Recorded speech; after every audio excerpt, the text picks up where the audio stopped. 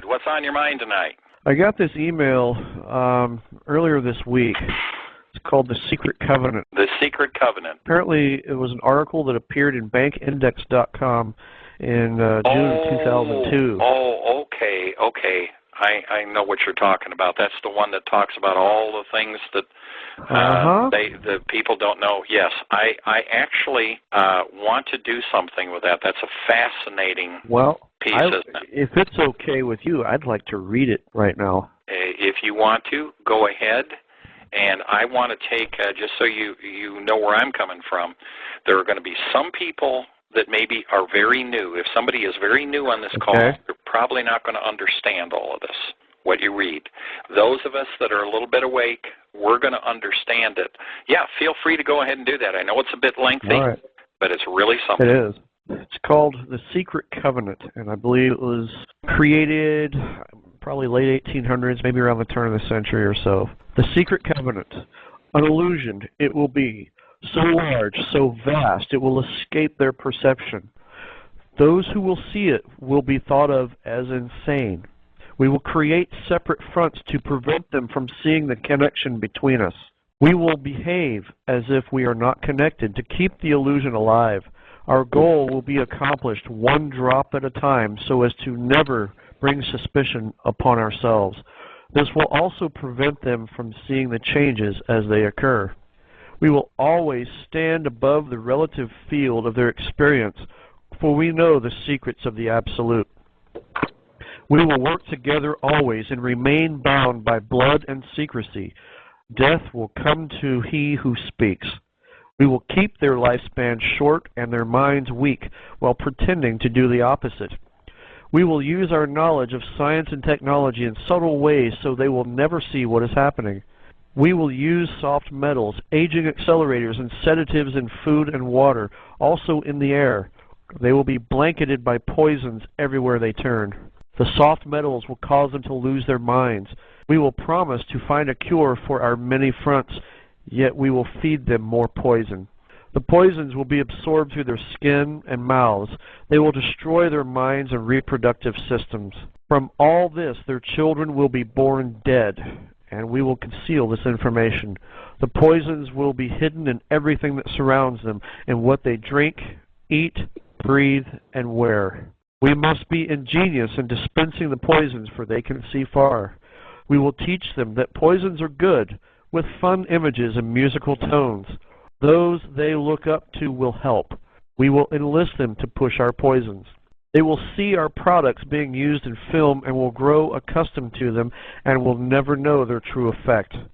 When they give birth, we will inject poisons into the blood of their children and convince them it's for their help. We will start early on when their minds are young. We will target their children with what children love most, sweet things. When their teeth decay, we will fill them with metals that will kill their mind and steal their future. When their ability to learn has been affected, we will create medicine that will make them sicker and cause other diseases, for which we will create yet more medicine. We will render them docile and weak before us by our power. They will grow depressed, slow, obese, and then they come to us for help. We will give them more poison. We will focus their attention towards money and material goods so they may never connect with their inner self. We will distract them with fornication, external pleasures, and games so they may never be one with the oneness of it all. Their minds will belong to us. They will do as we say. If they refuse, we shall find ways to implement mind-altering technology into their lives. We will use fear as our weapon. We will establish their governments, establish opposites within. We will own both sides. We will always hide our objective but carry out our plan. They will perform the labor for us, and we shall prosper from their toil. Our families will never mix with theirs. Our blood must be pure always, for it is the way. We will make them kill each other when it suits us. We will keep them separated from the oneness by dogma and religion. We will control all aspects of their lives and tell them what to think and how. We will guide them kindly and gently, letting them think they are guiding themselves. We will foment animosity between them through our factions. When a light shall shine, among them, we shall extinguish it by ridicule or death. We will make them rip each other's hearts apart and kill their own children. We will accomplish this by using hate as our ally, anger as our friend. The hate will blind them totally, and never shall they see that from their conflicts we emerge as their rulers. They will be busy killing each other. They will bathe in their own blood and kill their neighbors for as long as we see fit. We will benefit greatly from this, for they will not see us, for they cannot see us. We will continue to prosper from their wars and their deaths. We shall repeat this over and over until ultimate goal is accomplished. We will continue to make them live in fear and anger through images and sounds. We will use all the tools we have to accomplish this. The tools will be provided by their labor. We will make them hate themselves and their neighbors. We will always hide the divine truth from them, that we are all one. This they must never know. They must never know that color is an illusion. They must always think they are not equal. Drop by drop, drop by drop, we will advance our goal.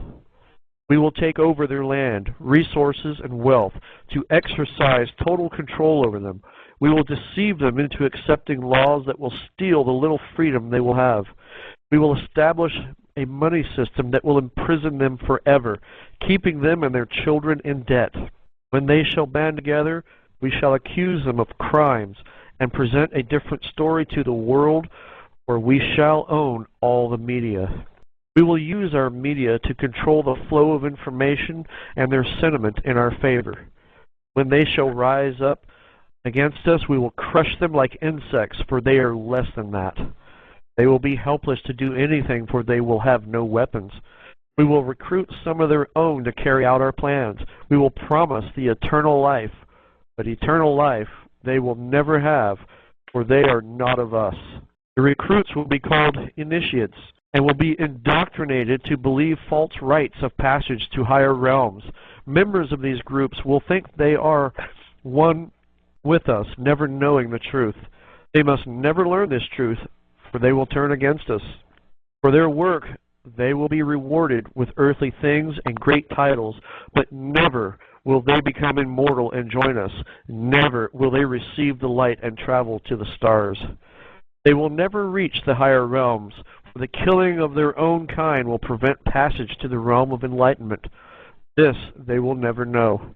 The truth will be hidden in their face so close they will not be able to focus on it until it's too late.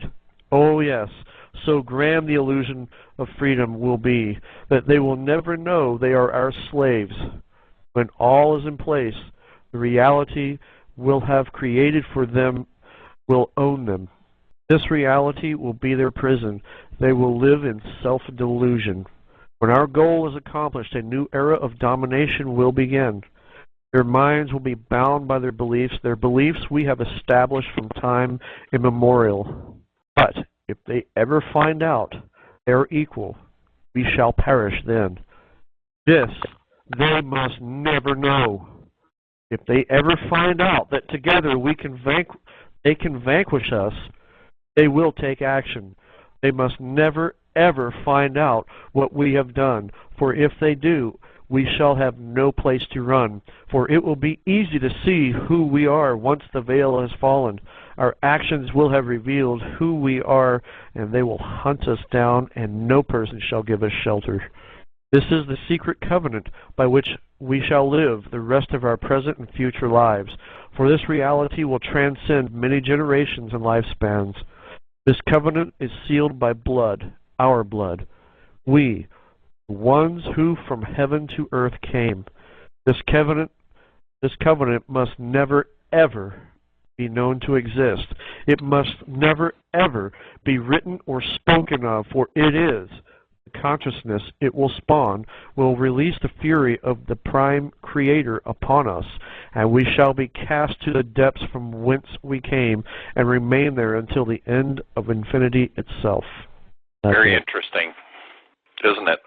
Now, we've had some comments on the board about it sounds with some of the terminology there that it might have been more recently. In fact, I would have to agree probably more recently written. But my goodness, what a thought.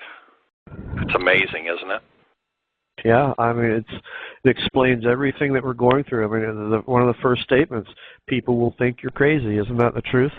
That is exactly what, well, my reaction when I was first told about some things. And it was a good friend of mine, Dana. And I thought, I don't know, Dana. You know, you're kind of off there in left field, aren't you? Well, I mean, that's really, that's exactly what I thought. That was my first impression, and quite frankly, it was very good that he didn't dump on me, that he spoon-fed me a little bit at first. But, you know, look where I've come in a couple of years. But, yeah, if that isn't a description of exactly what we're dealing with today, now those people that are very new, if there's some of you on the call here that this is the first time you've ever listened and you're not really aware of much that's going on, you know, we're talking about all the soft metals, stuff like that. Soft metals is referring to things like the aluminum and various things that are used in the chemtrail. Lead, mercury. And the lead and the mercury on things that were put in, you know, the mercury in the fillings in our teeth. I mean, it just goes on and on and on. This really is a heck of an eye-opener. And, you know, those of us that have been around for a while and are aware of more things, we understand that. But there's 300 million people out here that don't understand that. So that touches on just about everything we're dealing with, doesn't it? Everything. The everything. Death, poisoning, the control, everything. But they were too smart by half because now their plan is imploding. Mm-hmm. People are waking up. They didn't count on the internet, and they didn't count on China coming in and shutting down the Fed. Well, there's a lot of things that are contributing to it, but you know, the most important thing that we have to bring to the table is ourselves. Well, that too. We've got to step up. You know, we can't ask somebody else to solve our problems. We have to step up to the plate and do it ourselves, and which means that we've got to become active. We have got to force the issues and start rolling back these things that have been happening to us. And as I said earlier, I think it's real important that we don't try and go out and take a great big bite out of a big apple and choke on it. If we take this down to the county level, which is where the people are, and you work from that county level up and create all sorts of little bugs, thousands of bugs that are chewing away at that apple, eventually they're going to eat it. And I firmly believe that's what we've got to do. And every one of us has got a responsibility to help make that happen. It takes talking to people. The best advertising is one-on-one, word of mouth. Word of mouth is cheap advertising, and it is absolutely the best. It's friends talking to friends, and actually strangers talking to each other. And I know not everybody is out there and feels as comfortable about flapping their gums as I do, but it doesn't mean you can't do it. Just be friendly to people. Engage them. But thanks for reading that, Tad. Yeah. I mean, I had read that, and like I said, I'd really thought about having somebody put the information in for the uninformed. This is part of our educational process, is people realizing what has happened around them that they never knew before. You know, 2 years ago, 2.5 years ago, I had no clue what was going on. And we have to always remember that even as much as some of us may know, and I don't know that much, I've got an awful lot to learn. But there's people that are behind me in their learning curve. And God knows there's plenty of people ahead of me in the learning curve. But at least I'm willing to step out and do something. And I'm going to keep doing it, and I hope everybody else will, because we need everybody. This is not going to work if people are thinking in terms of a few 100,000 people. It's not going to succeed if people think about, wow, if we could get 1 million people involved, look at the impact we'd have. I'm sorry, but 1 million people out of 300-plus million is not anywhere near enough. Not anywhere near enough. I can tell you that the stuff that we're doing on the United States de jure government, we are working on technology stuff, and we're gearing up for millions to be able to handle that. Because, you know, here we come.